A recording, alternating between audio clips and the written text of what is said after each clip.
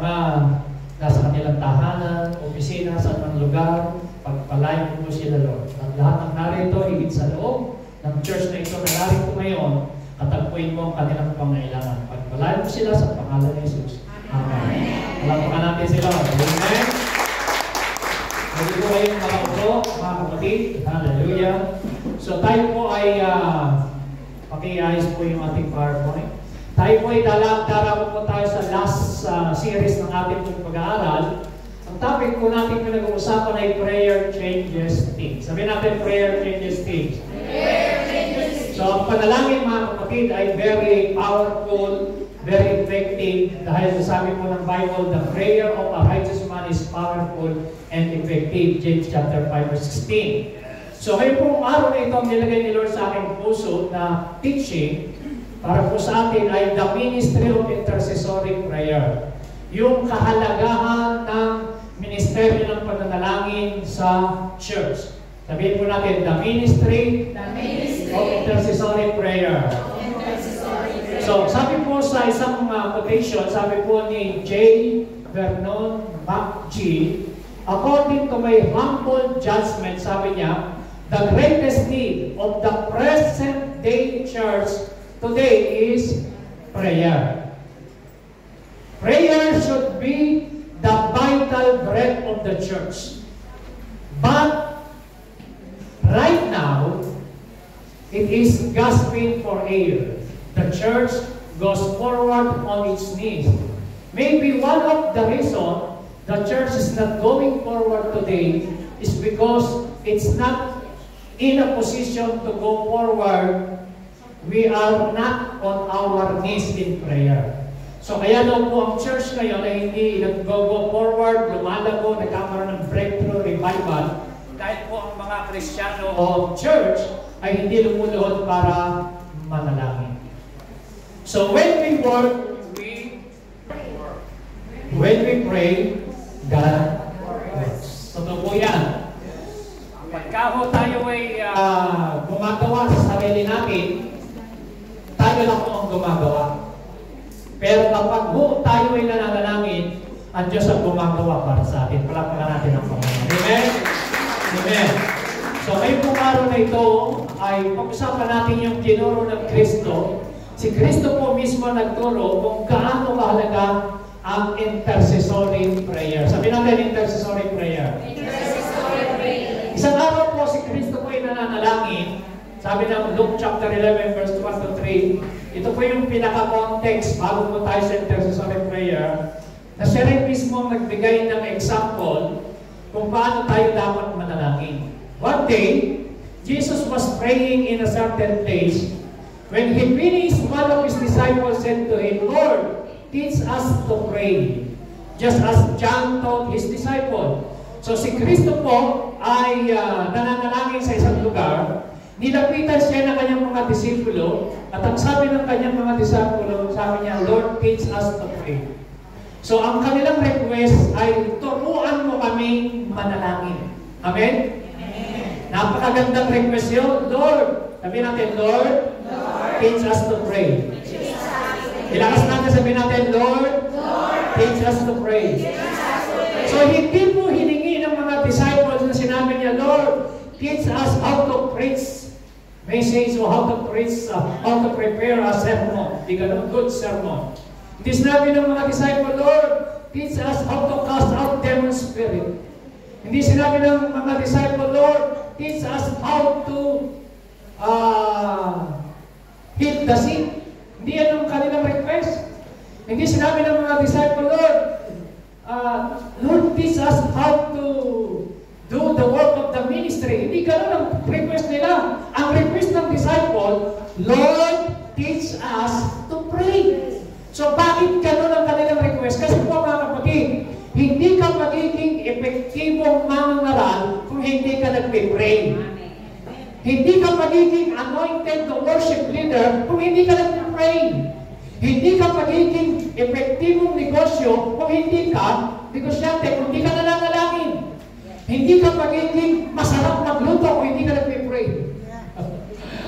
Kailangan mo rin ng anointing mag-isa pagluluto. So sa lahat ng ginagawa natin mga kapatid, alam niyo po ba, ng susi ng tagumpay ay pananalangin. Amen? Lahat, kailangan mo ipag-pray. Kaya nga po sinabi ng isang quotation na panalangin ay hininga po yan ng church. So sabi ng mga disciples, Lord, teach us to pray. Kasi nakita nila, itong si Kristo, bakit siya nananalangin palagi? Iniiwan niya yung crowd, iniiwan niya yung tao. So last Sunday, tinuro ko po sa inyo, si Kristo ay nanalangin sa Gethsemane. Si Kristo po ay nanalangin, madaling araw bumabangon, nananalangin, iniiwan ng mga kasambahay. Si Kristo po ay nanalangin ng magdamag. Si Kristo po ay nanalangin bago kumain. Si Kristo po ay nanalangin, siya po ay nung nakapako sa cross, nananalangin po siya. At si Kristo po ngayon ay nakaluklok, nakaupo sa kanan ng Ama at nananalangin. Ang kanyang ministry ay ministry of intercession. At yun po ang pag-uusapan natin. So ganyan po kahalaga. Kaya pala ang request ng mga disciples, Lord, teach us to pray. Kasi nakikita nila, kung si Kristo po ang very good example ng tamang pananalangin. Amen? Siya po ang very good and perfect example kung paano tayo mga mananampalataya dapat mag-pray. Kung siya po, very dependent sa Ama sa panalangin, how much more tayo kaya na tao lamang. Siya po ay Diyos na nagkatawang tao, very dependent sa Ama sa panalangin.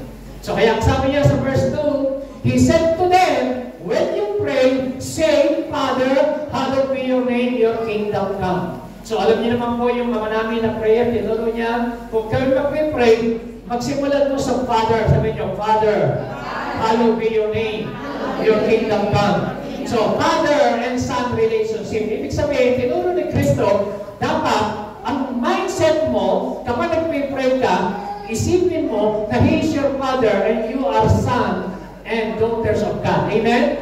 Dapat ganun ang ating mindset. Kasi po, ang mga anak, hindi nahihiyang lumapit sa kanyang mga magulang.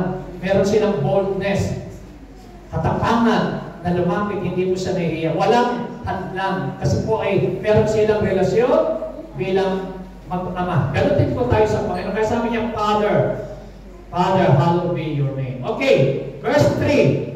Sabi niya, give us this day our daily bread. Alam po natin yan. Forgive us our sin, for we also forgive everyone who sin against us, and lead us not into temptation. So yan po yung panalangin na tinuro ni Kristo. Bagamat hindi po yan yung eksakto na dapat natin ipag-pray, pero ganyan po yung pattern. Give us our daily bread. Dapat po araw-araw, humihingi ka ng daily bread. At tapos, humihingi po tayo ng forgiveness, pagpapatawad, tulad ng ginawa ng Panginoon, kung paano niya tayo pinatawad. Amen? Amen. And lead us not into temptation. Verse 5. Then He said to them, ito po ang example ng intercessory prayer. Tapos nagkwento si Kristo. Pagkatapos niya turo ng prayer, kung ano yung pattern ng prayer, our Father, nagbigay kayo siya ng illustration ng prayer. Ito po ang kwento. Verse 5 to 6. Then He said to them, suppose one of you has a friend, and he goes to him at midnight and say, Friend, lend me 3 loaves of bread. So meron pong kaibigan, yung isang kaibigan, nagkaroon siya ng bisita ating gabi, pero wala siyang tinapay na ibibigay. Pumunta siya sa kanyang kaibigan ating gabi para manghiram ng tinapay. Verse 6, because a friend of mine on a journey has come to me and I have nothing to set before him. So, kuhanin niyo po. Okay, are you listening? Amen. Okay po ba kayo? Amen. Nasusunod niyo po ako? Amen. So, kukuhanin po natin dito yung context ng intercessory prayer sa istorya na ito. Yung prayer pattern, no? Ng sangkap ng tamang pananalangin. Verse 7. Then, the one inside answer, yung kaibigan, don't bother me. So the door is already locked. And my children are with me in bed. I can get up and give you anything. Tinuro ko po sa inyo ang pattern niyan, ang kultura nila. Hindi ho hati-hati, walang mga kwarto-kwarto yung bahay. So pag natutulog sila, sama-sama isang higaan. Okay ho ba? Okay ho ba? So kaya ho, sabi niyo, hindi na ako pwedeng gambalain ng anak ko kasi tulog na. Hindi na ako pwedeng pumakaw. Okay? Verse 8, I tell you, kayo po pumasa. Lakas niyo. I tell you,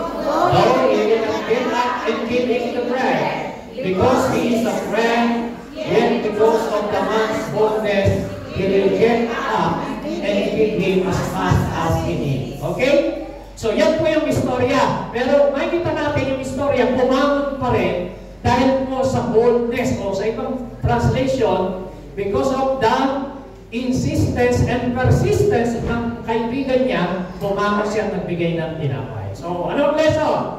What is intercessor o intercession? Number one, pag sinabi pong intercession, mga kapatid, intercession is the act of bringing request before God on behalf of others.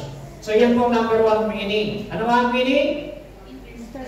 What is intercession? Number one?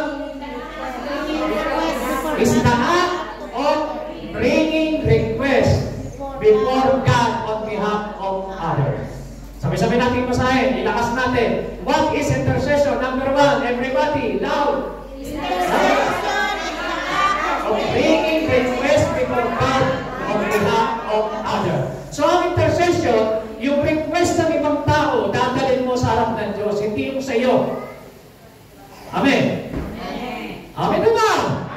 So ang intercession, nananalangin ka para sa request ng ibang tao. Pangalawa, intercession is standing in the gap. Sabi-sabi natin mo sa akin. What is intercession? Number two? So, ibig sabihin po niyan, ang tao at saka po ang Diyos ay mayroong gap, may pagitan. Because of sin, man is separated from God. So, kailangan po ng isang tao na mag-i-stand in the gap para po ang tao na makasalanan at ang Diyos na banal ay magkaroon ng reconciliation. Kaya nga po ang ministry natin ay ministry of intercession. Tayo po'y namamagitan sa kanila na sila'y makakilala sa Panginoon. That is intercession, is standing in the gap. What is intercession? Standing in. Okay, number three. Intercession is filling up a cup of prayer to God can pour out an answer. So, dalawang klase po ang cup. Dito po kayo tumingin sa akin. Meron po kayo sa cup of God na yung nangyayari po sa mundo dahil sa sobrang kasama ng tao, kung paano nangyari sa Sodom and Gomorrah, gusto niyang gunawin ang Sodom and Gomorrah. Ngayon, itong si Abraham nag-intercede ng pagitan dahil sa kanyang prayer. So, another cup, yung prayer ng mga Kristiyano, ito po ay para hindi ibuhos ng Panginoon yung kanyang wrath o yung kanyang galit. Naghahanap siya ng mga intercessor. Yun po ang sinabi ng Ezekiel chapter 22 verse 30 and 11. So mamaya papasahin po natin yun. So kaya po, yun ang ibig sabihin ng number 3 na yan. Number 4, intercession is the highest expression of our love to man. Kung talagang mahal mo ang tao, maipapakita mo yung tunay na pagmamahal mo. Mahal po ba natin ang ating kapwa? Amen. Mahal po ba natin ang ating pamilya na hindi po nakakakilala kay Lord? Amen. Mahal niyo ba ang inyong mga kaibigan ng Miniature Church? Amen. Mahal niyo po ba yung mga kasambahay niyo na hindi po nakakakilala kay Lord? Amen. So kung mahal niyo, the expression, ang totohanan, pagpapakita ng pagmamahal, number 1 ho, ipanalangin niyo sila na makakilala kay Lord. Amen. Palakpakan natin zero. That is intercession.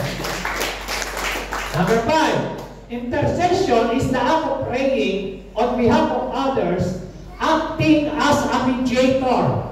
So ikaw yung mediator to ask God for His intervention, help, and blessing. So pag ikaw ay namamagitan ka para sa pangangailangan ng mga tao, hinihingi mo kay Lord, Lord, i-bless mo siya, Lord, pagpalain mo siya. Bigyan ko po kayo ng example sa Bible. Okay ba kayo? Amen! Hindi po tayo nagsisimula, parang kayong lahat ay alay na alay. Okay ba kayo? Amen! Amen! So, ang intercession mga kapatid, ay ikaw ay mediator ka sa mga tao para mag-intervene ang Diyos, mamagitan, kumilos sa Kanya, i-bless siya, i-convert, i-restore, o kaya pagalingin kung may sakit. So ikaw yun. Ang tawag sa iyo doon, intercessor. So sabihin mo sa katabi mo, you are an intercessor. You are an intercessor. Dapat intercessor tayo. Bakit tayo dapat mag-intercede? Mga kapatid, ito po yung research ko. Tinignan ko po ito sa Google. Natuklasan ko po. Ito kung bakit tayo dapat mag-intercede. According po sa, as of October 22, 2025, over 71,200 people,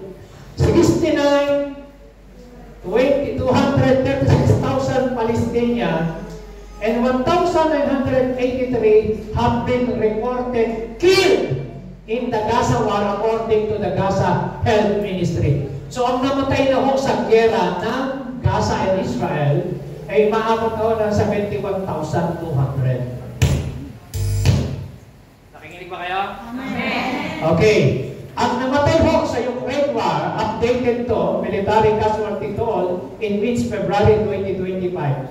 To over 46,000 killed and 380,000 wounded.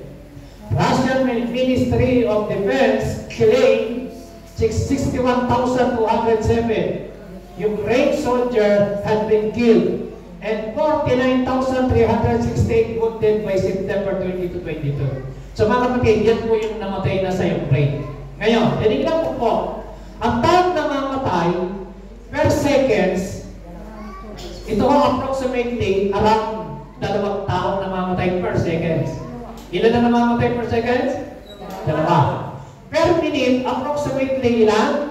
105 to 100 death per minutes. Ha? Ngayon, per hour, about 6,000 to 6,390 deaths per hour. Per day, 150,000 to 151 to 600 every day ang namamatay. Per year, around 59 to 59 million deaths. So, iba pa ho dyan, yung mga namamatay ng maramihan ng mga grupo, tsunami, earthquake. Yan ho record lang yan na normal. So, mga kapatid, bakit ko ito sinasabi? Kasi po, kaya ko sinasabi mga kapatid yung kamatayan, sapagkat meron din pong good news ang Bible, kung meron pong taong libo-libo ang namamatay na hindi nakakakilala kay Lord. Hindi natin alam kung sila nagsisi, nagbalik kay Lord, tuwang-tuwa si Satanas. Kasi sabi po ng Book of Revelation, the time of the enemy is short, maiksi na. So kaya kung siya po ay nagdo-double time, kaya po ang kaaway ngayon, kung pumatay ay libo-libo. Di nyo ba napapansin? Libo-libo kung mamatay ang mga tao. Biglaan kasi yung mga tao parang huwag nang magsipagsisi, huwag nang maborn again, makakilala kay Lord. And I pray na mabuksan ang inyong spiritual understanding, mga kapatid. So hindi lang po kayo nagpunta ngayon dito para makinig, maupo, dapat yung maintindihan. Kung 71,000 na yan na namatay, ilang kaya dyan ang tunay na nakakilala kay Lord? Ilang kaya ang tunay na nagsisi? Sabi po ng Bible, makakamit mo man ang buong kayamanan ng mundo kung yung kaisa-isang kaluluwa may mapapahakap, hindi mo kayang tumbasan ng anumang bagay. So ikaw man ang naging pinakamayaman sa Marbella, pinakamayaman ka sa Malaga, pinakamayaman ka sa Spain, pinakamayaman ka sa Europe, naging pinakamayaman ka na sa buong mundo. Pero walang ganun eh. Yung makamit mo ng kayamanan sa buong mundo na yung isang tao, wala. Pero, inalin tulad yun sa kahalagahan ng kaluluwa ng tao, isang kaluluwa. So, ganun ka-importante mga kapatid. Kaya ako, nung pinag-aaralan ko po ito, sabi ko, napakahalaga ng Ministry of Intercessor mga kapatid because the future of this country belongs to the intercessor. Amen? The future of this church belongs to the intercessor. The salvation of your family belongs to the intercessor. The salvation of your brothers and sisters, the salvation of your friends belong to your prayer. Mga kapatid, kung gusto mo talagang magligtas at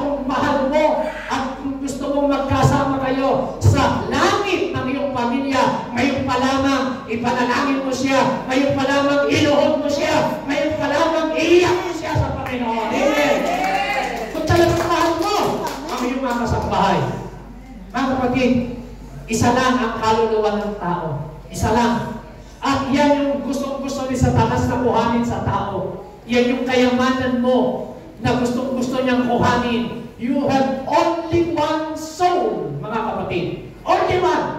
At yung isang kaluluwa na yan, pag napahamak, you lose for eternity. Wala ka nang magagawa pag ang tao'y namatay na kasi. Kaya ako binabanggit niya, puro kamatayan. Kasi pag ang tao'y namatay na, wala na siyang pagkakataon na magsisi, wala na pagkakataon na magbago, wala na pagkakataon na maghinagpis, wala na. Tapos na. Pero hindi po tapos ang buhay. There is eternal death, eternal punishment, eternal pain, eternal condemnation. Pero ang good news, there is also eternal life na nagbibigay ang Panginoon. Pero kailangan po tayo mga Kristiyano, lumuhod, umiyak, manalangin, gamitin po natin ang ministry of intercession. Amen! Amen! So, ganyan po kahalaga po itong ating topic, mga kapatid. Nawala, ayaw po mag-move. Pakiayos po ang ating power. Nasusundan niyo po ba? Amen po ba? Amen. Alam niyo kung bakit ka na-saved, may nag-pray sa iyo. Yes. Amen. Naniniwala ba kayo na? Amen. Tingnan niyo yung katabi niyo. Sabi mo sa kanya, kaya ka naligtas, may nanalangin sa iyo. Alam niyo po ba yun? Alam niyo po ba? Kaya sabi ng Bible, believe and you will be saved. You are in your soul. Pagkaho, na akala lang natin, basta siya na-save, hindi ho. Meron kang kapamilya, maaaring may anak ka, o kamag-anak na hindi mo alam, ipinag-pray ka. Ayaw nang mag-move ng... So napakahalaga mga kapatid na tayo po ay manalangin. Amen? So ang prayer, mga kapatid, ito po ay ministry of intercession. Sabi natin, intercession. Intercession. O hindi po mag-pray ang church. Alam niyo po, ang kaaway, siya po ay active sa ngayon para ang tao po ay pigilang mag-born again, makakilala sa Panginoon. Ayaw niya, kasi po ayaw niya na ikaw, unang-una, ito po ayaw ni Satanas eh, tumingin kayo namin. Ayaw ni Satanas na ang tao ay mag-born again, mag-convert. Kasi, pag na-convert ka, magkakaroon ka ng eternal life. Ayaw niya yun. Kasi ang impyerno actually, nilikha yan, hindi para sa tao, nilikha ang impyerno para sa kanya. Kaya lang si Satanas, gusto niya may kasama. Ayaw ko, kung meron gusto sumama rin, wala na siguro. Ayaw po namin. Okay. Amen ba? Amen. Ayaw ni Satanas na pag nagme-mensahe si Pastor, maintindihan mo kaya pinatutulog ka. Yes! Ayaw niya yun. Ayaw niya na ikaw ay lumago sa pananampalataya kasi pag lumago ka, magagamit ka ng Panginoon. Ayaw niya. Ayaw niya na ikaw mag-mature. Gusto niya, okay lang na mag-church ka, huwag ka lang mag-mature. Okay ka lang na makinig ng Word of God, huwag mo lang maintindihan. Okay lang sa kayo sa talas yun eh. Pero ang mahirap, yung naiintindihan mo tapos nabibless ka. Amen. Nanginginig si Satanas to, pag magkayong Word ka na, i-apply mo sa buhay mo. Amen! Palakpakan natin si Lord. Amen? So, kaya ako mga kapatid, anong nangyari sa inyo dyan mga kapatid? Ayun na. So, napakahalaga na tayo po ay manalangin.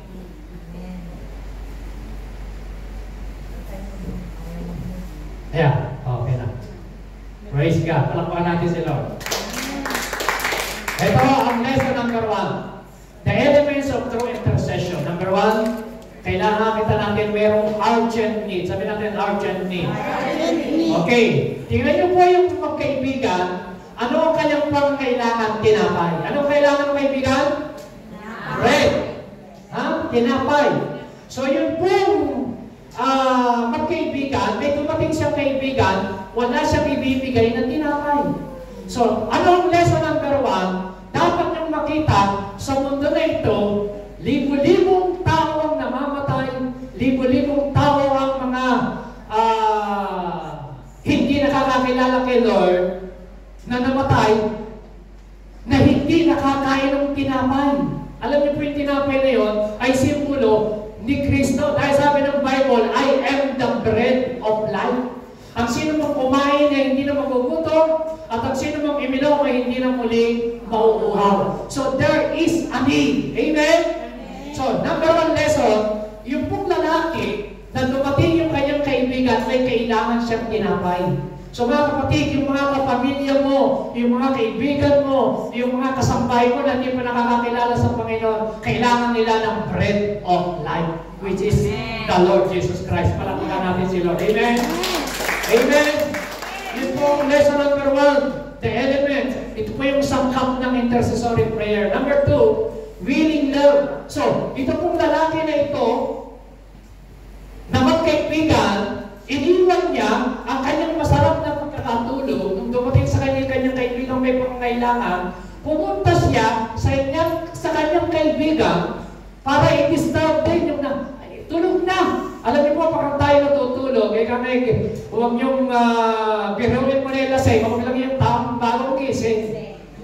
Kasi mainit ka ng ulo siguro talagang, pero dinisturb mo niya. So bakit? Because of his love sa kanyang bread, na kailangan mabigyan niya ng bread, ng tinapay. So mga kapatid, willing love, sabi niyo, willing love. Willing love. So yung kanyang kaibigan, willing mo siya na magsakripisyo, na puntahan ng kanyang kaibigan para maghingi ng tinapay. The sense of powerless, wala siyang maibibigay sa sarili niya. Pero yung kanyang kaibigan may maibibigay. Alam niyo po yung kaibigan na yun, nagre-represent ng Panginoon. Hindi mo kayang isave ang iyong magulang. Hindi mo, pwede ka, alam niyo may mga magulang, lima, nagkasakit yung kanilang mga anak. Sabi nila, sana ako na lang nagkasakit, huwag na lang sila. Alam niyo may mga magulang, pwede mong ibigay yung buhay sa iyong anak, pero hindi mo kayang iligtas ang iyong anak. Si Lord lang ang pwedeng magligtas. Amen. Yes, wala ka natin sila. Amen? So, there is a sense of powerless. So, ito pong lalaki na ito, na magkaibigan, wala siyang maibigay na tinapay, kaya naobliga siya na lumapit sa kanyang kaibigan para humingi ng tinapay. Mga kapatid, yun po ang re-represent na lumapit ka kay Lord because He is the way, the truth, and the life. And no one comes to the Father except through Jesus Christ. Amen? Sino sa inyo nagpunta rito sa Spain ng walang passport? Lahat mo ba kayo may passport nasa kamay? Lahat, taas ang kamay na may passport. Yung iba ba't hindi tataas na lahat may passport? Maka-illegal kayo, ha? Lahat po may passport. Amen. So mga kapatid, ang tangi lamang paraan para ikaw ay makapunta sa abroad, kailangan meron kang passport. Amen? Amen. Alam niyo po ba, para makapunta ka sa abroad, kailangan may passport. Para ikaw ay makapunta sa heaven, there is only one passport, which is the Lord Jesus Christ. Amen. Palakpakan natin ang Panginoon. Bakit? Dahil sabi niya, I am the way, the truth, and the life. No one comes to the Father except through Jesus.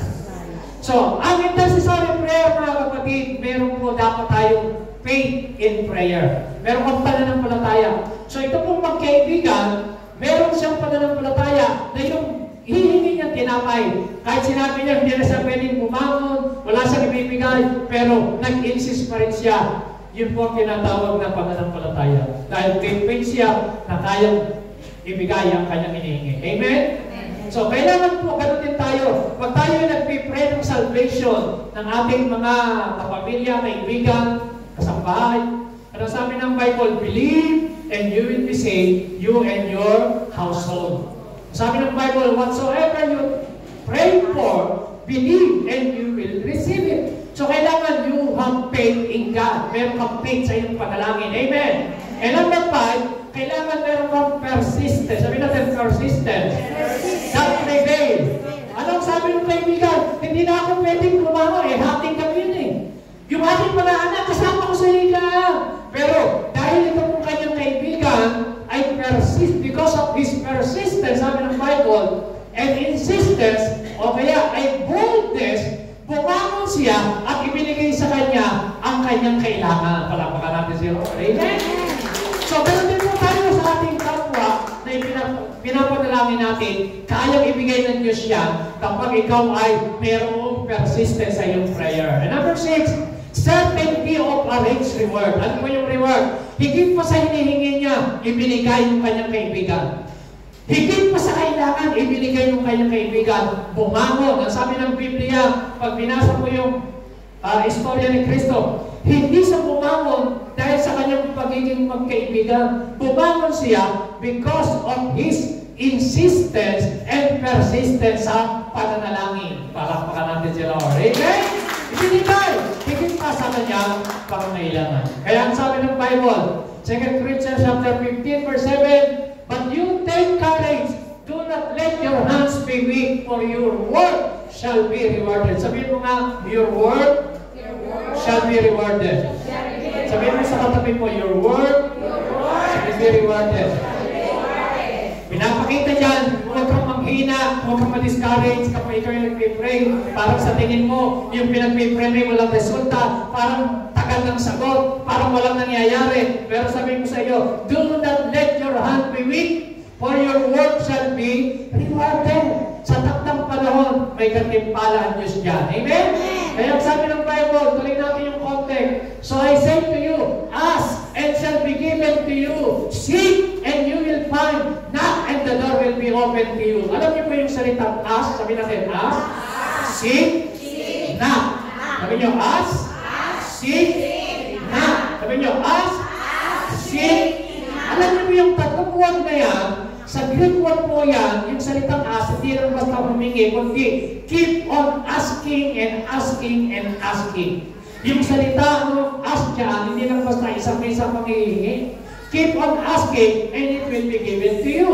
Yung salitang seek dyan, keep on seeking and seeking and you will find. Yung salitang knock dyan, keep on knocking and knocking and knocking and knocking and knocking and the door will be open to you. Why? Verse 10, for everyone who asks, receive. He who seeks, finds, and to him who knocks, the door will be open. Palakpakan natin si Lord. Amen? Yan po ang pinapakita ko ng Bible. So, ano sabi ng Bible, Matthew 6 verse 33? But when you pray, go into your room, close the door, and pray to your Father. So, tinuturuan tayo ng Panginoon Jesus dito ng tamang pattern ng pananalangin. Pag kami kayo nag-pray sa magpupunta, go to in your room. Sabi niyo, close the door. Close the door. So, ibig sabihin, pumunta ka sa doon, close the door of distraction. Close the door of mga disturbances, mga kapatid. Pag nag-pray ka, kaya pala si Kristo nakita ko, madaling araw, madaling bumabangon na nanalangin, tatlong bagay ang nakita ko roon. Number 1, madaling araw, ginagawa niya yung seek ye first. Inuuna niya ang Panginoon. First, bago siya mangaral, magpagaling na may sakit, magpalayas ng demonyo, madaling araw, bumabangon na nanalangin. Mark chapter 1 verse 35. Pangalawa, solitude. Pangatlo, silence. Bakit? Kasi wala akong disturbance. Kasi po, pagdating na ng alas 8, alas 9, marami ng mga narinig ka sa telephone. Ting! Toy! Ting! Toy! May mga message, mga notification, mga kung ano-ano na. Ngayon, pag nagpipray ka, maraming disturbance. Kaya sabi ng Bible, close the door. Ibig sabihin niya, hindi lang po yung pinto, i-close mo lahat ng mga disturbance sa iyong panalangin. Amen! Amen! Anong gagawin mo? Pray to your kailan na ka mag-pray? Sa Ama. Sabi mo, pray to your Father. E pinalo yung kinaro ni Kristo, Father in heaven, hallowed be your name. So, ang pananalangin, pray to your Father. He is your Father. Sabi natin, the Lord is my Father. The Lord is my Father. Ngayon, anak ka ng Diyos. So, bilang anak, meron kang access, meron kang power na lumapit, boldness, di ka naiiyak. Kasi anak ka. Let us come to the throne of God with boldness and with confidence. Wala tayong damay kasi anak ka, tatay siya. Amen? Ito maganda. Who is unseen? Hindi mo nakikita, Father, but your Father who sees what is done in secret will reward reward you. Yung ginagawa niyong pananalangin, alam mo, sikreto yun. Hindi mo pinagkukwento, pinagpipray mo si brother, si sister, pinagpipray mo yung pamilya mo. Isang araw, God will reward you publicly. So, ginawa mo secretly, God will reward you publicly. Palakpakan natin ang mga araw-araw ka, di ba? Pinagpipray ka. So, yun ang reason. That's why God is looking for a man to stand in the gap. Ang sabi doon, I search for a man among them who would build up the wall and stand in the gap. So kaya nga, ang meaning ng intercessory prayer is to stand in the gap. Ano ang meaning? Stand in the gap. Naghahanap siya ng tao na mag-build ng wall. Ano yung wall? Wall of protection. So ang bahay, kapag walang bakod, madaling pasukin ng mga magnanakaw. Amen? O walang bintana, walang pinto, madaling pumasok ang magnanakaw. So, ganun din kaya naghahanap ang Diyos na mag-build ng wall. Kung naalala niyo po si Nehemiah, umiyak po siya, nag-fasting po siya ng 3 days kasi po, the wall of Jerusalem was broken down. So, siya po ay lumapit sa Lord nag-intercede to build the wall of Jerusalem. Alam niyo po, sa panahon na yan, makikita niyo po, wasak ang wall. Naghahanap siya ng mga mag-i-intercede. Nag-search siya, sabi niya, God is looking for a one man, one church, one group of people who will intercede, sabi ng Bible, or who will stand in the gap before me. Bakit? Sabi ng Bible, kasi pag hindi kayo nag-pray, pwedeng ibuhos ng Diyos yung galit. Sabi ng verse 31, Thus, I have poured out my indignation on them. I have consumed them with the fire of my wrath. Yung galit, yung pot ng Diyos. Alam niyo po, ang kabayaran ng kasalanan, kamatayan. Kaya maraming tao ang namamatay because of sin. Physically, literally. Romans 6:23, the wages of sin is death, but the gift of God is eternal life, is in Christ Jesus. So, dahil sa kasalanan, ang tao ay namatay. Kaya kung kinakailangan tayong mag-pray, para ang tao ay mabuhay at makakilala sa Lord at master. Amen. Palakpakan natin si Lord. Amen? So, dalawang daw, mga kapatid ang tinutukoy. Kapag nananalangin ka, mayroong intervention na ginagawa ang Diyos. Naalala niyo po, ang mga more than 2 million Israelita sa pagkaalipin nila sa Egypt, susunod niyo po ba ba? Habang sila sa Egypt, sabi ng Bible, narinig ko ang kanilang pagdaing at pag-iyak na karating sa akin. Kaya sabi ng Lord, Moises, narinig ko ang kanilang pag-iyak at pagdaing, narinig ko. Now, I am sending you to deliver them. Kinusuko kita para maging deliverer ng mga Israelita sa Egypt. 430 years silang alipin. So mga kapatid, imagine, pag ikaw yung nananalangin, mga kapatid, sa halip na, halimbawa, yung meron kang taong gusto ipag-pray, nakikita mo, patigas ang ulo, pasaway, talagang gumagawa ng puro makamutong bagay. So pag ini-intercede mo, sa halip na ibuhos ng Diyos yung kanyang wrath, yung kanyang discipline, yung kanyang pagtutuwid sa kanya, nakaka-experience siya ng grace and mercy dahil sa mga taong nag-i-intercede. Naintindihan niyo mo ba? So kaya ang sabi ho ng Bible, nung si Abraham, Lord sabi niya, gugunawin niyo ba ang Sodom at Gomorrah kung merong 50 matuwid? Sabi niya, hindi. So nakipagtawaran siya. Hanggang 50, 45, 30, 25, 10, hanggang, sabi ng Lord, hanggang gano'n yun, sabi niya kay Abraham, hindi ko gugunawin. Sabi ni Abraham, kung may 10, hindi ko gugunawin sa Sodom at Gomorrah. So imagine, wala sa 50 bumaba.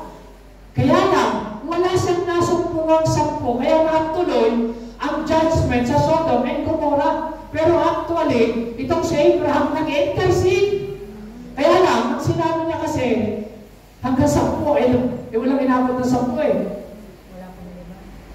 Kinulang yung taong matuwid. tuloy ang judgment sa Sodom and Gomorrah. So, ano po ang point? Ganito po ang point, mga kapatid. Dalawang camp. Kapag may nag-i-intercede sa church, habang marami nakakakilala kay Lord, maraming nagpo-born again, yung kingdom of darkness, paliit ng paliit ng paliit. Amen? Yung kingdom of God, palaki ng palaki, yung kumbaga sa liwanag, palaki ng palaki ang liwanag dahil maraming nakakakilala kay Lord.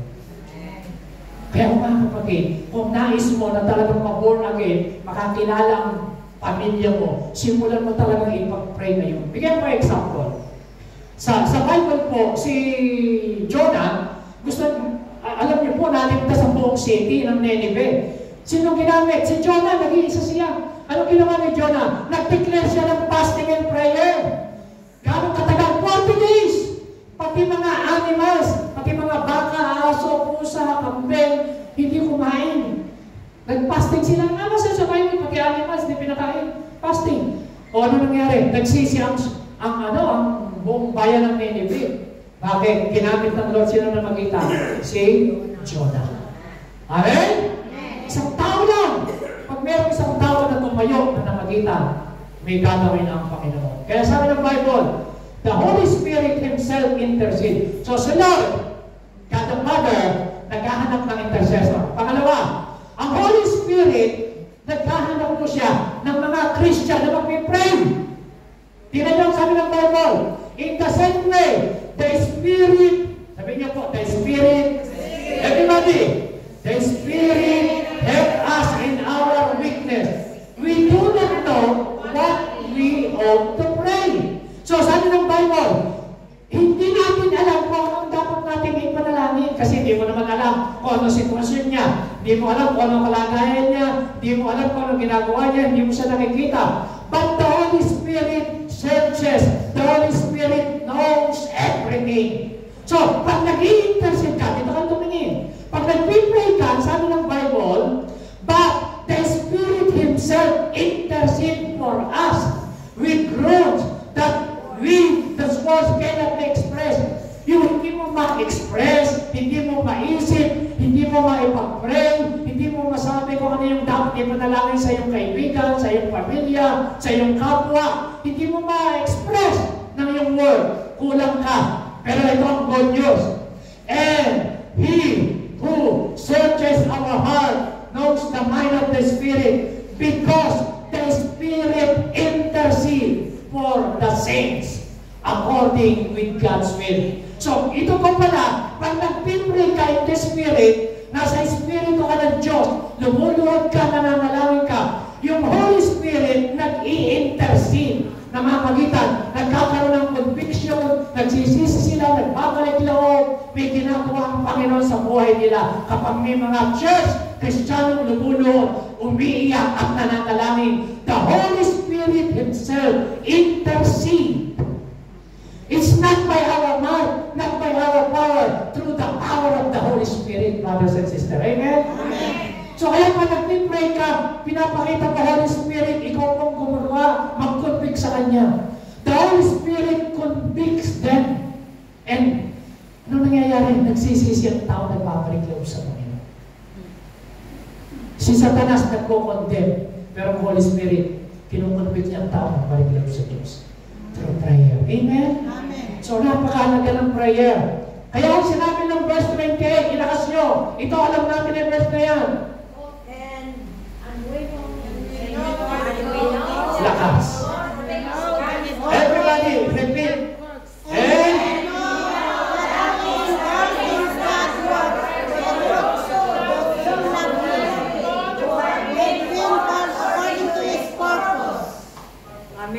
Amen. Sabay-sabay talaga. Ulitin natin, everybody. And we know that in all things God works for the good. Doon ko na tayo. And we know that in all things, mga kapatid, tandaan niyo po, paborito po natin i-quote yan, all things work together for good. Yes, ano po yun. Lahat ng bagay, sa Tagalog ay ganito. Alam natin, lahat ng bagay ay nagaganap ayon at pinagaganda ng Panginoon ayon sa kanyang purpose. Plano. Ngayon, paano magagandahin ng Diyos kung hindi ka nag-pray? So, bago yung 28 mga kapatid, may verse 27 and may verse 26, para yung pangit na nangyayari sa iyong anak, na yung anak mo ay nagpapakatubo sa bisyo, kaya pagandahin ng Diyos sa kanyang buhay. Kung gagawin mo yung verse 27 and 26 na mag-i-intercede ka, mag-pray ka para sa kanya.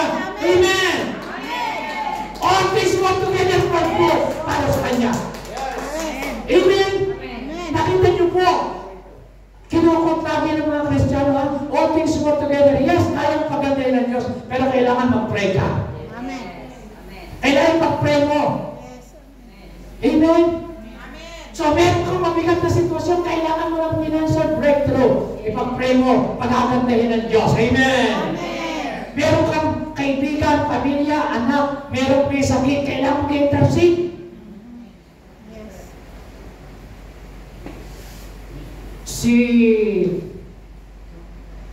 Mababasa po natin yung si Syrophoenician woman, may sakit po yung kanyang anak, dying. Siya po ang nag-intercede, siya ang lumapit sa Panginoon para sa anak niya. Yung anak niya, nasa bahay, bumalik. Yung centurion, yung kanyang servant, nasa bahay, may sakit. Sino ang lumapit? Yung centurion ang nag-intercede na magitan. God is looking for intercessor who will stand in the gap.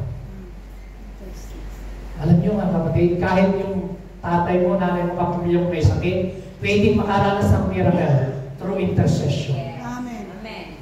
Palakpakan natin ang Panginoon. Amen? Anong sabi ng Bible, Romans 8:34? Ginagawa ni Kristo, who is not condemned? Christ Jesus who died more than that. Si Kristo hindi lang po siya namatay. There is more than that. Amen? Hindi lang po siya nabuhay mula sa mga patay. Sabi ng Bible, asan si Kristo ngayon? He is at the right hand of God. Anong ginagawa ni Lord? Also, interceding for us. Alam niyo po ba ng Panginoon, ang ministry niya may pinagpatuloy. Hallelujah. Hindi mo na po pwedeng ipagpatuloy ang ministry of preaching pagdating sa heaven. Hindi mo na po pwedeng maipagpatuloy ang ministry ng casting out devil spirit. Hindi mo na maipagpatuloy ang ministry of giving doon. Ang dapat mo may pagpapatuloy pagdating mo rin kang ni Kristo, ministry of intercession and worship. Amen? Amen. Yan. Si Kristo. Ano kanya sabi ng Hebrews chapter 7 verse 25? Lakas nyo. Therefore, He is able once and forever to save those who come to God through Him. He lives forever to intercede with God on their behalf. He lives forever. So ako'y naniniwala. Ang sabi ng Bible, He lives. God lives forever and ever and ever, forever and ever and ever. Ano kanyang ginagawa? To intercede. Amen? Ano yung intercede niya? Hanggang ngayon ang Panginoong Jesus, nag-i-intercede niya na ang mga tao ay makakilala kay Lord. Ang mga tao, bago man lang mamatay, kailangan magsisi, magbalik loob sa Panginoon. Kaya si Paul ang sabi niya, ini-encourage tayo, kapag Timothy, sabi niya, I urge you first of all, pray for all people. Sabi niya, pray for all people. Pray for all people. Ask God to help them. Ang sabi daw, intercede on their behalf. Sabi niya, intercede on their behalf. And give thanks for them. Verse 2, lakas nyo, pray this way for kings. So, ipag-pray daw natin ang mga kings. Sabihin, pray for the president, pray for the vice president, pray for the senators, pray for the congressman, pray for the governors, pray for the mayors, pray for the barangay captain, pray for every authorities. Amen? Hindi lang yung sarili. Pinag-pray mga kapatid na pag-upo mo, Lord, bless me. Lord, yung aking mga kailangan, hindi mo intercessory prayer yan. Yung laging pinag-pray yung sarili mo, ang intercessory prayer, interceding on their behalf. Amen? You are standing on their behalf. Ang sabi ng Bible, intercede on their behalf. Yung mga, alam niyo po, kung yung nangyayari sa Pilipinas, ang isang bansa kapag magulo, ang isang bansa kapag talo, matindi ang mga krimen, matindi ang mga trahedya, matindi ang mga casualties, mga namamatay, matindi ang mga nangyayari sa isang bansa. Kasalanan din ng mga Kristiyano, kapag Kristiyano hindi nag-pray. Kaya sabi ng 2 Corinthians 7:14, if my people who are called by my name shall humble themselves and pray, sabi ng Bible, I will hear their prayer, I will forgive their sin, and I will heal their land. If my people, who is the people of God, the church of God, Christian, wake up. Kaya tayo ho, sobrang tayo kampante. Libo-libo ang pupunta ng impyerno. Hindi nakakakilala kay Lord. Pero tayo, okay pa lang. Simple lang. Pumisa kasampahin pa natin, kapamilya natin, magulang natin, we don't care. Wala tayong pakialam kasi wala tayong compassion for soul. Dahil hindi po tayo umiiyak na nanalangin para sa kaligtasan nila. Alam niyo po ang sabi ng Bible, pray for this. This is good and pleases God our Savior, who wants everyone to be saved and to understand the truth. God wants every people to be saved, makakilala, magsisi, magbalik loob sa Panginoon. Ayaw ng Diyos na merong isang kaluluwa na mapahama na hindi born again o magsisi at magbalik loob sa Diyos. Gusto ni Lord ang tayo mag-repent at ma-save. Sabi Lord, who wants everyone to be saved? Gusto ng tao, ma-save ka. Ang iyong pamilya, ang iyong anak, ang iyong church, buong kapitbahay mo, buong kamag-anak mo, buong bayan, buong bansa. Kaya sabi po ng Bible, tingnan nyo, the Lord is not slow about keeping His promises as the some people think He is. In fact, sabi nyo, God is patient. Because, sabi nyo, because He wants everyone to turn from sin and no one to be lost. Ayaw niya na may isang mapahamak. Kaya alam niyo mga kapatid, tumingin kayo sa akin, ang nilagay ng Lord sa aking tema sa anniversary, yung ikahalagahan ng kaluluwa ng tao. Kaya ang team natin sa anniversary, the value of your souls. Yung kaluluwa natin, yan ang pinag-aagawa ng Diyos at ng Satanas.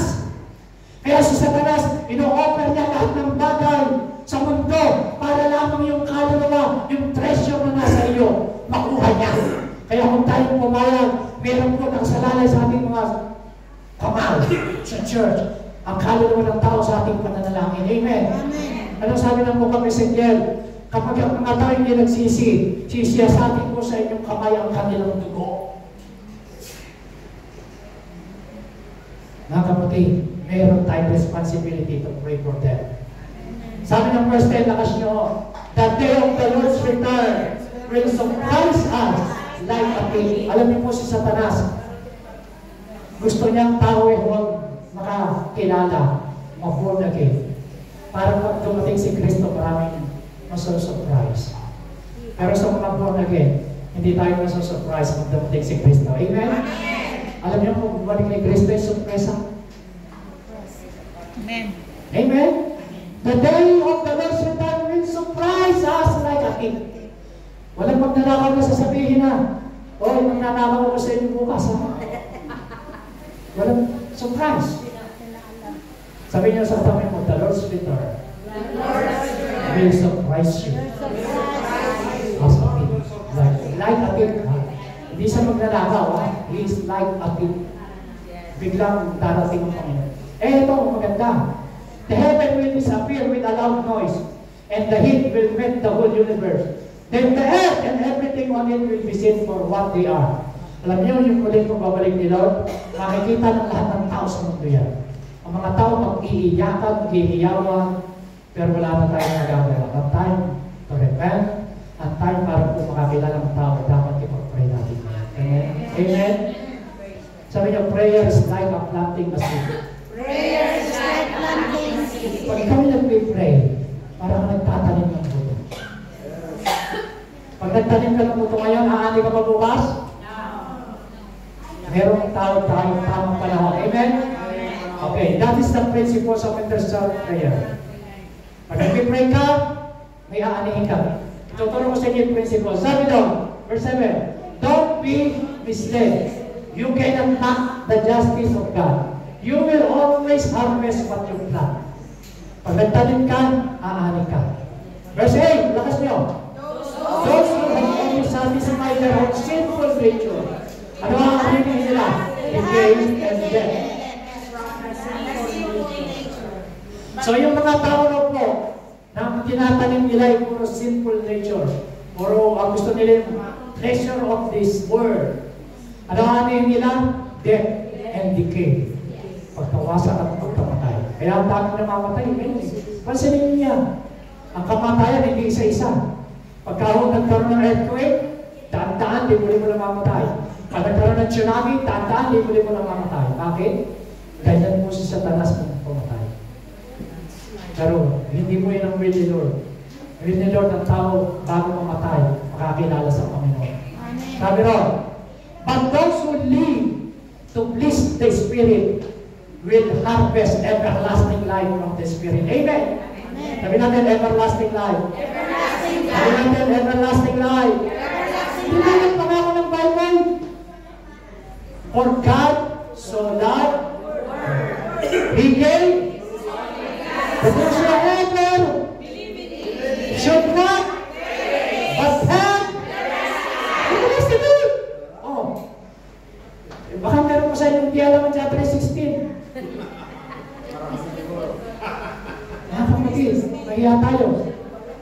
Shame on you pag hindi mo alam ang John 3:16. Bakit? Yan ang number 1 na heart na pin ng Panginoon. Mahal ng Diyos ang tao para na may mapahama. Baka alam nyo na rin ang nagbigti si Judas. O Jesus wept. So, tuloy natin. Ano sabi daw? Verse 9. Everybody. When it has not get tired of doing what is good. Huwag ka tayong mapago. Amen.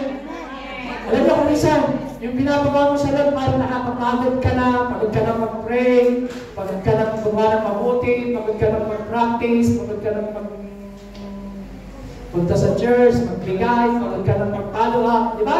Minsan nakakapagod. Nakakapagod mag-pray, nakakapagod magbasa. Pero sabi ng Bible, do not get tired of doing what is good. Bakit? At just the right time, sabi niyo, right time, we will reap a harvest of blessing if we don't give up. Palakpakan natin ang Panginoon. Sa hanggang panahon, aani ka, magugulat ka. Kung pinag-pray mo na maligtas ang iyong pamilya, masisigtas yan. Amen? Yes, you will reap a harvest of blessing. In due season, in the right time. Huwag ka lang magmadali, mga kapatid. So, pangako ng Bible, believe and you will be saved. You and your household. Magtatapusan mo ko, ilang verse na lang. After Job had prayed for his friend, ito ang blessing ng nagpipray. Si Job, pinag-pray yung kaibigan niya. Alam niyo, kung kailan siya pinilis ni Lord, matapos na ipag-pray yung kanyang kaibigan. The Lord made him prosperous again and gave him twice as much as he had before. Kapatid, yung pinag-pray ni Job yung kaibigan niya, sino yung mga kaibigan niya? Ito yung mga nagtaksal kay Job. Sino yung mga kaibigan niya? Ito yung sinisi si Job. Pinasabi, si Job, kaya ka nagkakaganyan siguro dahil marami kang kasalanan. Yung kanyang mga kaibigan. Alam mo kung minsan yung mga kaibigan mo lang, pag okay, pero si Job, alam yung ginawa niya, may pinag-pray niya. The Lord turned the captivity of Job. Binaligtad ng Diyos sa ibang translation. Yung kanyang sitwasyon, pinaganda ng Panginoon. Yan. Kailan nangyari? After. Sabi niyo, after. Kailan nangyari? After. Anong ginawa ni Job? Nag-pray sa kaibigan. Kaya sabihin mo sa katabi mo, pray for your friend. Lalo na mga enemies friend mo, pray for your friend. Amen. Sabi mo, pray for your loved one. Pray for your family. Sabi mo, pray for your pastor. Pray for your leader. Pray for your enemy. Not to cause, ha? But to bless them. Amen? Baka mami, pag-pray mo nga, Lord, kaaway ko, sumpain mo na. Hindi ka na. Tayo po lang ngayon tumayo, mga kapatid.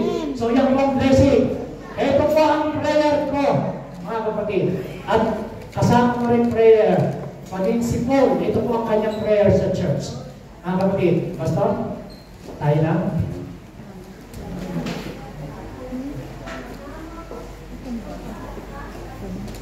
Okay ka ba? Okay.